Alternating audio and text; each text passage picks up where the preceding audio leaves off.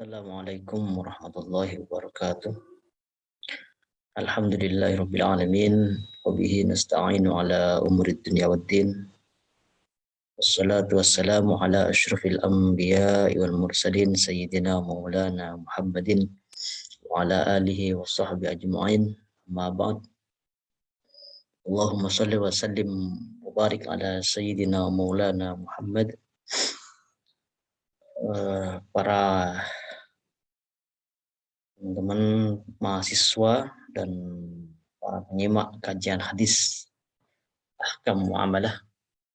Pada kesempatan kali ini saya akan memberikan satu materi tentang hukum jual beli berdasarkan hadis-hadis yang sudah kita share materinya.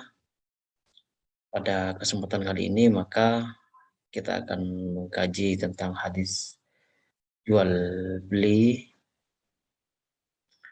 Dan sebelumnya mari kita awali dan bacaan Al-Fatihah dan harapan semoga apa yang kita kaji ini bisa menjadi ilmu yang bermanfaat untuk kita semua. Ala niyya wa ala kulli niyatin sholihah. Al-Fatihah.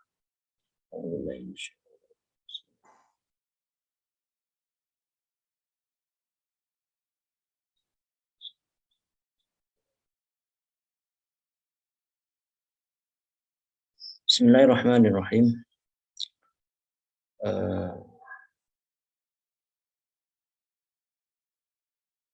Mari kita kaji pada hadis yang sudah kita perkenalkan, yaitu tentang atau perihal jual beli. Bismillahirrahmanirrahim. An Rifa'ata bin Rafi'in an anna Nabiy sallallahu alaihi wasallam su'ila ayyul kasbi atyab. Qala amalur rajuli biyadihi wa kullu bay'in mabrur. An Rifa'ata bin Rafi'in, dari Rifa'ah bin Rafi', putra Rafi', dijelaskan anna Nabiy sallallahu alaihi wasallam, bahwa sesungguhnya adapun Nabi Muhammad sallallahu alaihi wasallam, Rasulullah itu su'ila, beliau ditanya ayyul kasbi atyabu, usaha apa yang paling baik wahai Rasul? Qala, Rasulullah menjawab, amalur rajuli biyadihi, yaitu usaha seseorang biyadihi, dengan tangannya sendiri, wa kullu bay'in mabrur, dan setiap jual beli yang mabrur, yang baik. Di sini diceritakan bahwa Rasulullah itu pernah ditanya oleh seseorang, ya Rasulullah, saya ini akan melakukan usaha, akan membangun usaha, kira-kira usaha apa yang paling baik, wahai Rasul? Karena Rasulullah itu sebagai panutan, sebagai pedoman, maka kemudian beliau menjadi tempat bertanya bagi masyarakat apapun itu. Tidak luput tentang ketika beliau dimintai pertimbangan untuk membangun usaha. Usaha apa ya Rasul? Kemudian Rasulullah menjawab, amalur rajuli biyadihi, yaitu usaha seseorang biyadihi, dengan tangannya sendiri. Jadi usaha yang paling utama adalah usaha dengan menggunakan tenaga kita sendiri. Usaha mandiri, tidak meminta-minta kepada orang lain, tidak menggantungkan nasib pada orang lain. Karena kita adalah orang yang telah diberi karunia oleh Allah Subhanahu wa taala berupa dua tangan, dua kaki, dua mata, dua telinga, satu lisan, dan sebagainya, yang kemudian itu menjadi bekal bagi kita untuk bisa memenuhi kebutuhan kita sendiri.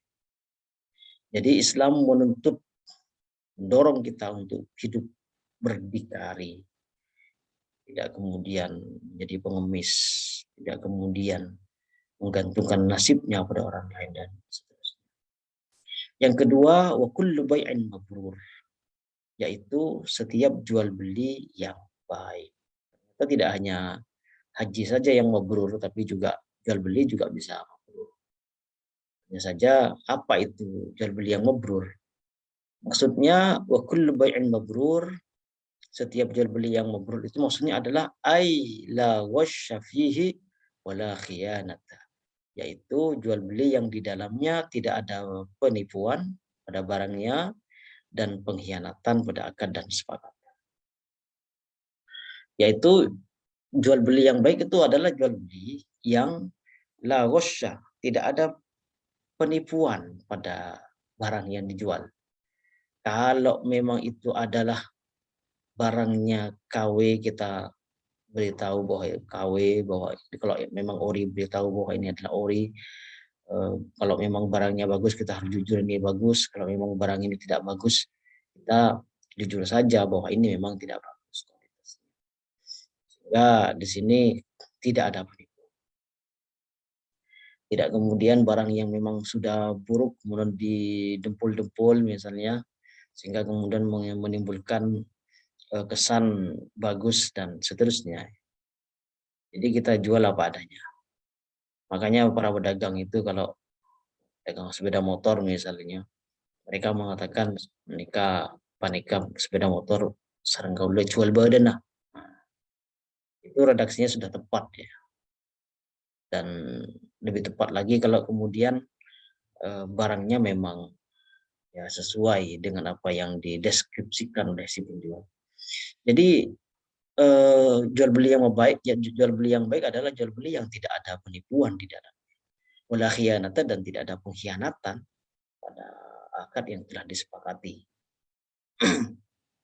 Karena kalau memang ini ijab kabul, kita serah terimakan selesai. Kalau memang ini masih dalam masa khiyar, maka kemudian ya kita tunggu maksimal 3 hari dan tidak diperjualkan lagi. Kalau memang ini kesepakatannya kita barangnya berikan besok, sekaligus uangnya besok, ya kita sepakati. Jadi begitu. Sehingga kemudian jual beli itu berlangsung dengan tertib dan tidak menimbulkan konflik. Kita hindari dalam perbuatan, dalam kegiatan muamalah ini adalah konflik perdata antara seseorang dengan orang lain ya. Bahkan yang sering terjadi menjadi konflik pidana akibat ada pengkhianatan dan sebagainya. Jadi begitu kata Rasulullah, usaha yang paling baik adalah seseorang yang kemudian menggunakan dirinya untuk memenuhi kebutuhannya sendiri, dan kemudian yang kedua adalah jual beli yang baik. Untuk kemudian bisa hidup mandiri, maka kita juga tidak kemudian hanya bermodalkan ini, bermodalkan indera, tapi juga inderanya harus dilatih.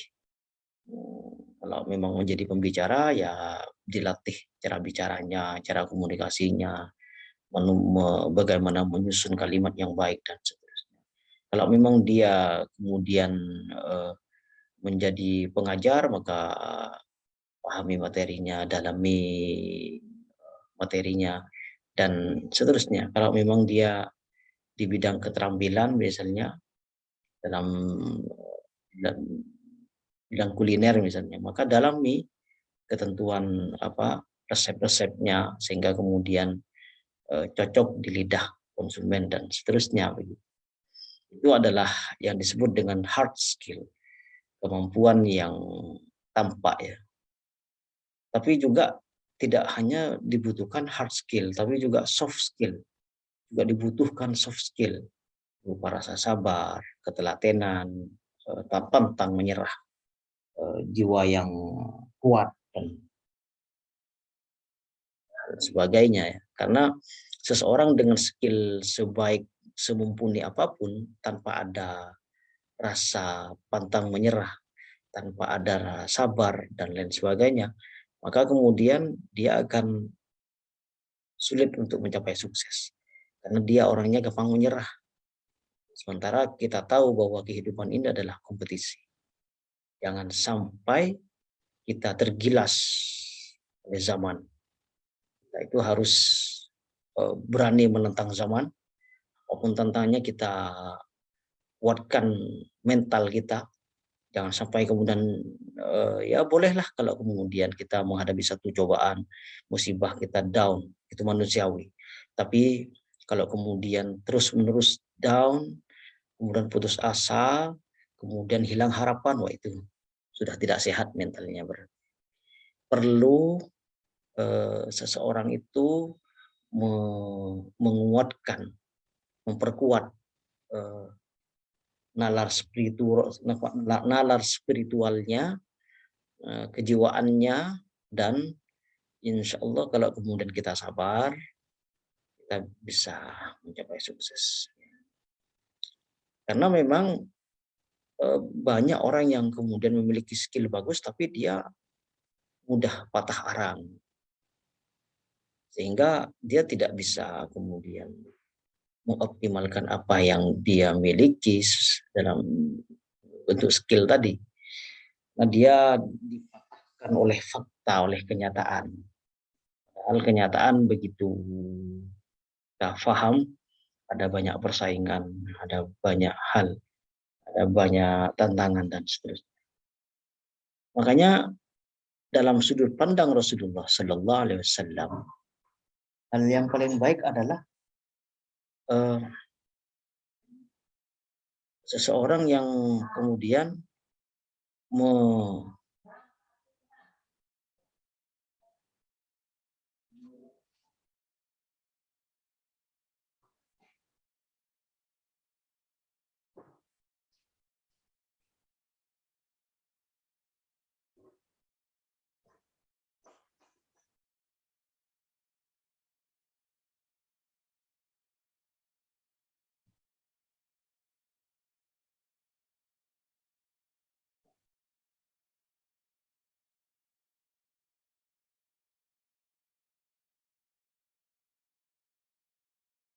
ya, itu seseorang yang kemudian menjalani umumnya dalam kehidupan dan tidak harus berpakaian mewah. Dalam sudut pandang Rasulullah begitu, tidak berkaitan dengan pakaian yang mewah, tidak harus berdasi, tidak harus kemudian dia naik mobil mewah dan seterusnya. Kalau selama dia kemudian mengamalkan, berusaha sekuat tenaga dengan tangannya sendiri, tidak meminta-minta, dan atau dia kemudian melakukan jual beli secara sportif, maka itulah yang paling baik, usaha itulah yang paling baik bagi Rasulullah. Dalam sudut pandang Rasulullah, tidak harus berdasi, tidak harus pakai celana, tidak harus bersepatu, dan meskipun ya tidak kemudian di sini melarang untuk bersepatu, atau tidaknya yang penting berusaha dengan menggunakan tenaganya sendiri. Itu hadis yang pertama. Sehingga kemudian jual beli di sini merupakan usaha yang dianggap sebagai usaha yang sangat baik bagi Rasulullah. Kita tahu bahwa para miliarder itu, orang yang kaya itu, mereka lebih banyak berkutat di dunia bisnis. Tidak kemudian orang yang memiliki usaha-usaha besar beromset miliaran atau bahkan triliunan itu, mereka pegawai, tidak ada. Kemudian ada itu adalah mereka adalah pebisnis. Makanya kalau mau kaya jangan jadi PNS. Kalau mau kaya ya harus jadi bisnis. Hadis yang kedua, an Dawud bin Salih al-Madini an abihi qala sami'tu Aba Sa'idin al-Khudri ya yaqulu qala Rasulullah sallallahu alaihi wasallam innamal bai'u an taradin. Dari Daud putranya Salih al-Madini, dia mendapati dari ayahnya bahwa beliau Daud bin Saleh ini menuturkan sami'tu aba, bahwa ayahnya Daud bin Saleh ini menuturkan bahwa sami'tu Aba Sa'id Al-Khudri, saya mendengar Abu Sa'id Al-Khudri itu yaqul, beliau menuturkan. Apa yang dituturkan oleh Abu Sa'id Al-Khudri? Qala Rasulullah sallallahu alaihi wasallam. Rasulullah ini bersabda, innamal bai'u antara, bahwa sesungguhnya jual beli itu antarotin ialah saling kerelaan. Hadis ini menjelaskan bahwa jual beli itu hakikatnya adalah antarodin, adanya saling kerelaan. Saling kerelaan ini adalah kerelaan dari penjual untuk menjual barangnya dan kerelaan bagi pembeli untuk membayar sejumlah barang yang sudah disepakati, harga yang sudah disepakati. Jadi begitu. Dari hadis ini disebutkan bahwa kerelaan itu adalah sesuatu yang samar ya. Sehingga kemudian ulama dalam hal ini menegaskan bahwa perlu ada manifestasi atau perwujudan dari kesamaran yang berupa keridhaan ini, kerelaan. Makanya kemudian dalam rukun jual beli itu dijelaskan tentang ijab dan qabul. Al-ijabu wal qabul. Ijabun itu dari penjual, bai'in, wal qabulu minal mushtari, dari pembeli. Sehingga kemudian dari hadis ini, innamal bai'u antarodin ini, maka muncullah kemudian teori rukun-rukun jual beli. Sehingga kalau kemudian saling kerelaan ini, kita lihat di rukun jual beli bahwa yang pertama adalah penjual, yang kedua adalah pembeli. Karena tanpa penjual tidak mungkin ada kerelaan. Gimana? Kerelaan itu muncul dari siapa? Kerelaan muncul dari penjual. Kemudian ada pembeli. Kerelaan untuk membeli dengan sejumlah harga yang sudah disepakati. Yang ketiga, rukun jual beli itu adalah mabi', barang yang dijual atau barang dagangan lah ya. Yang keempat adalah saman atau harga, uang sebagai alat tukar kalau zaman sekarang. Dan yang kelima adalah ijab dan qabul. Nah, ijab qabul ini kemudian memberikan pernyataan bahwa dia rela menjual dan membeli barang tersebut. Berangkatnya dari innamal bai'u antarodin.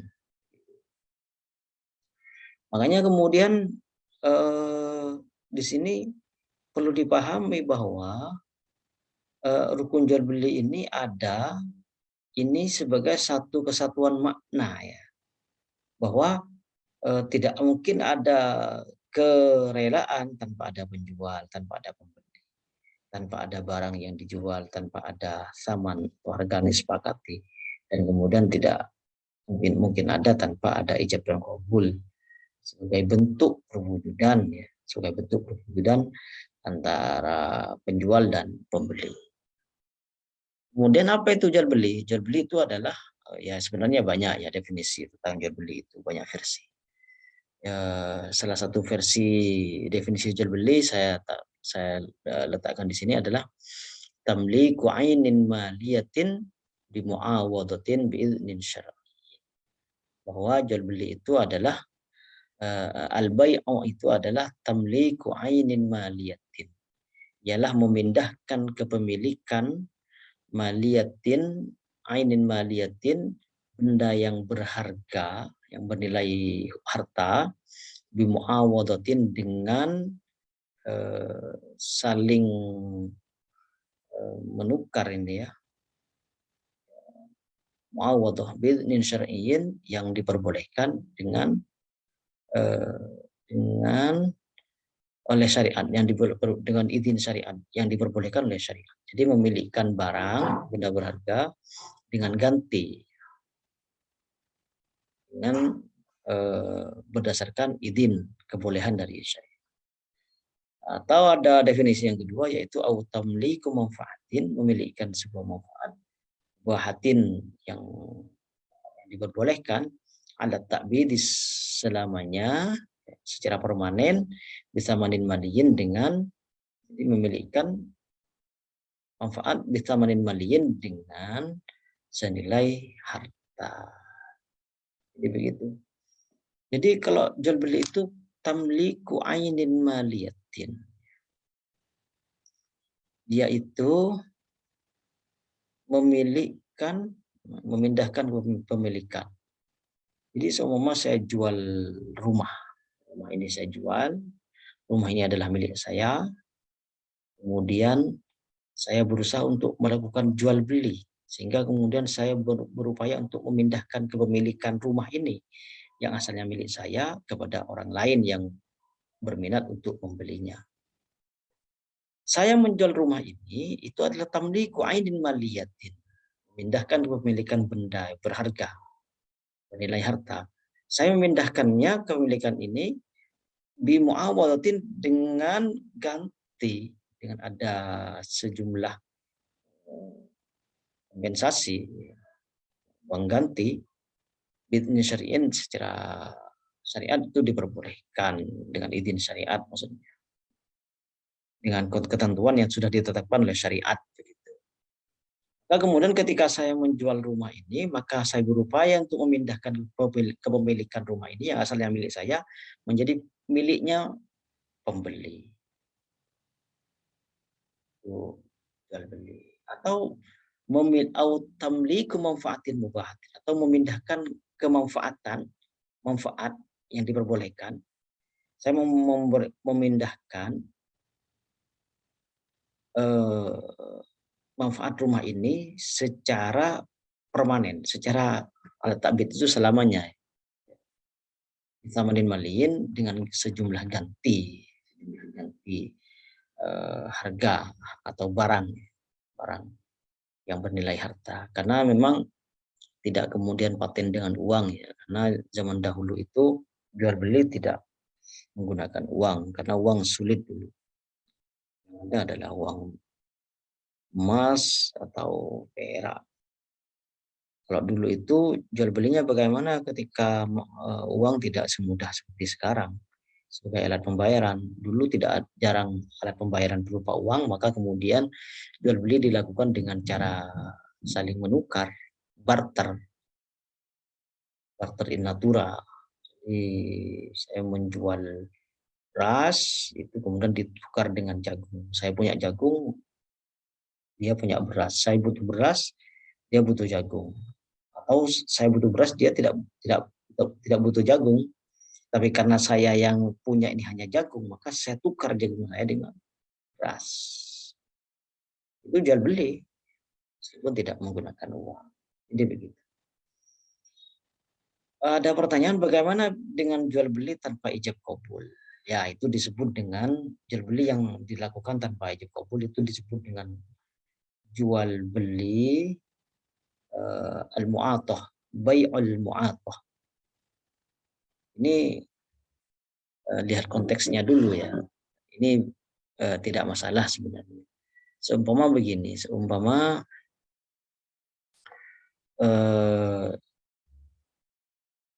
dalam satu waktu ijab kabul itu perlu dan dalam waktu yang lain tidak perlu.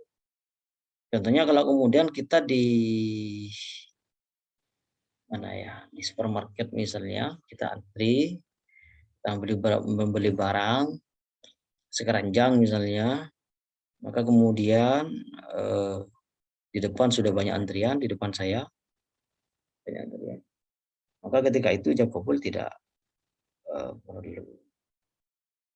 Kan kalau kemudian dipaksakan untuk menggunakan ijab kabul itu akan menimbulkan mafsadat ya. Misalnya tiap orang yang belanjanya sekeranjang kemudian dicek satu-satu, ini saya jual, saya beli, ini saya jual, saya beli, saya jual, itu kapan selesainya kan begitu ya. Sehingga kemudian jual beli seperti itu tidak masalah.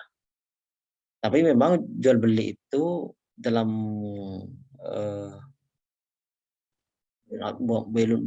bai'ul mu'atta yang terjadi sekarang itu boleh jadi itu lebih kuat daripada ya zaman dulu karena sudah ada struk belanja, keterangan harganya sekian sekian sekian, dan ketika kita masukkan barang ke keranjang untuk kemudian kita beli, itu sudah pasti kita akan membeli barang itu meskipun kita tidak mengatakan bahwa saya akan beli barang ini. Begitupun bagi penjual, bagi pihak supermarket ketika menaruh barang di rak jualan di depan barang itu, kita tidak perlu mengatakan bahwa kita menjual.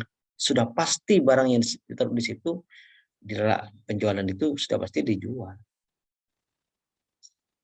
Sudah maklumun darurah ya. Sehingga kemudian ijab kabul tidak perlu. Tapi tidak boleh ditinggalkan sepenuhnya.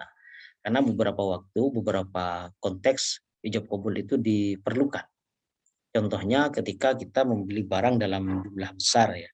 Beli rumah, beli tanah, beli mobil, beli sepeda motor dan lain sebagainya. Kita ijab kabul, ini mobil saya jual, ya saya beli, dan saya jual dengan harga sekian, ya saya beli dengan harga sekian, salaman. Kalau perlu kita bikin oret-oretan ya, oret-oretan tentang penjualan. Kalau tanah misalnya saya bernama ini, alamat ini, menjual tanah, sebidang tanah kepada siapa, kemudian alamatnya di mana, kemudian dengan harga sekian-sekian, luas sekian-sekian, kemudian tanda tangan, penjual tanda tangan, pembeli tanda tangan, ada saksinya, tetangganya siapa, saksi dari pembeli siapa. Kemudian kalau perlu ada tanda tangan dari pihak perangkat atau aparat desa misalnya, itu lebih kuat. Sehingga kemudian itu ijab kabul secara lisan atau bahkan bil kitabah ya, dengan tulisan itu lebih kuat lagi.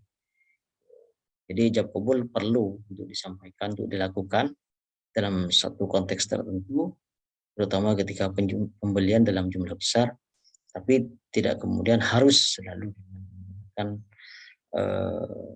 kabul sesuai kemaslahatan. Ketika kita dihadapkan pada perbedaan pendapat dari para ulama, ya kita penggunaannya disesuaikan dengan kesepakatan saja.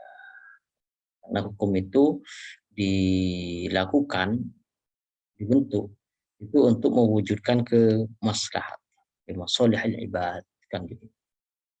Kemudian ketika tidak menggunakan ijab kabul misalnya, maka kemudian ini ikut siapa? Itu ada yang mengatakan jual beli tanpa ijab kabul itu bisa menggunakan mazhab Maliki ya. Tapi bagaimana kita ini Syafi'iyah? Beralih mazhab itu tidak masalah. Dan kita memang tidak bisa berpijak pada satu mazhab dalam seumur hidup kita, tidak bisa. Anda ketika haji, Anda akan dipaksa untuk menggunakan toharoh, wudhu dan lain sebagainya, menggunakan Imam Malik misalnya. Tidak bisa kita berpijak pada satu mazhab Syafi'i seumur hidup dalam semua konteks, tidak bisa. Karena kalau kemudian kita naik haji misalnya, itu menggunakan mazhab Imam Syafi'i, kita nyentuh batal. Kita tidak akan selesai melakukan tawaf misalnya. Sehingga berpindah mazhab itu adalah satu keniscayaan, satu hal yang pasti, tidak bisa kita hindari. Jadi begitu. Oleh karena itu maka dalam hal beralih mazhab ini tidak masalah. Hanya saja memang kita dalam hal belajar agama ini perlu untuk memiliki guru khusus, tidak boleh hanya belajar dari Google, tidak bisa hanya belajar dari YouTube dan lain sebagainya. Itu bisa berbahaya, bisa menimbulkan salah paham. Oleh karena itu mari kita syukuri bahwa Allah telah menghalalkan jual beli, dan kemudian kita di apa, dari Rasulullah dinilai sebagai orang yang memiliki kasab yang paling baik ketika kita melakukan usaha dengan tangan kita sendiri dan dengan jual beli. Demikian kuliah saya pada kesempatan ini, semoga bermanfaat. Kita akhiri kuliah ini dan bacaan hamdalah bersama. Alhamdulillahirrahmanirrahim. Sekian dari saya, mohon maaf kalau ada kesalahan. Hadanallahu iyyakum siratal mustaqim. Wallahul muwaffiq ila aqwamit thoriq. Wassalamualaikum warahmatullahi wabarakatuh.